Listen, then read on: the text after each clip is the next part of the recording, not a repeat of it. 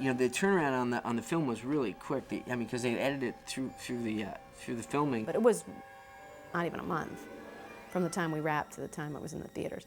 And I kind of went, oh, they think they've got something here, and they did. We were just rushing frantically to make that. Usually when you go to preview, you have 2 or 3 months. We had 3 weeks. The first time that we had any inkling that we had a pretty terrific movie was at our first preview.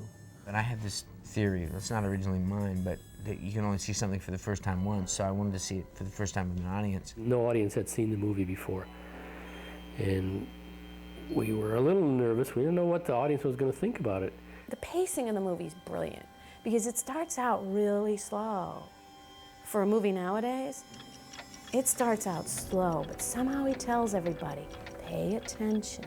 The movie started off kind of roughly during the first third before we go into the past.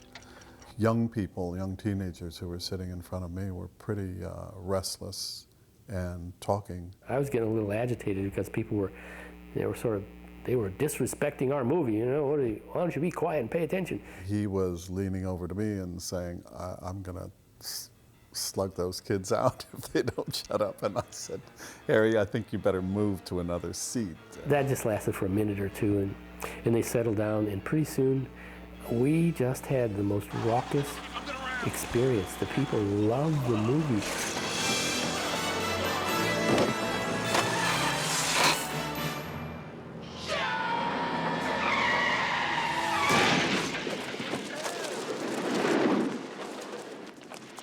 These people are just falling out of their seats. And I say, and this became the fun. And I'm laughing like crazy, and it just became such a funny picture. And it was the best. And everybody started clapping. The audience just, you know, jumped out of their seats. I mean, it was like it literally brought the house down. I mean, brought the house down. I've never seen or experienced a preview like this again. Afterwards, on my way out, the manager of the theater somehow knew that I had something to do with the movie, and he came over to me and he said, you know, this movie's going to be a huge hit.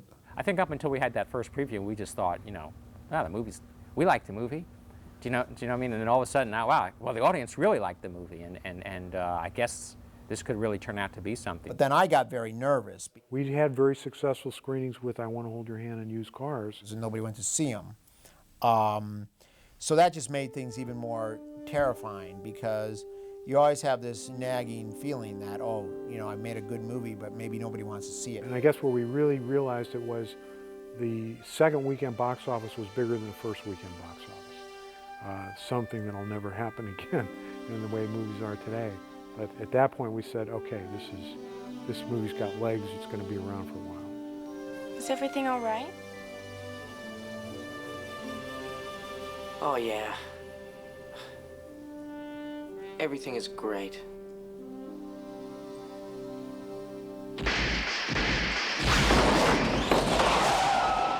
We were like, you know, the 5th movie or something like that, or 6th movie that ever gotten to $200 million, and you know, Star Wars, you know, and E.T., you know, I mean, had gotten there, but you know, then here we were, you know.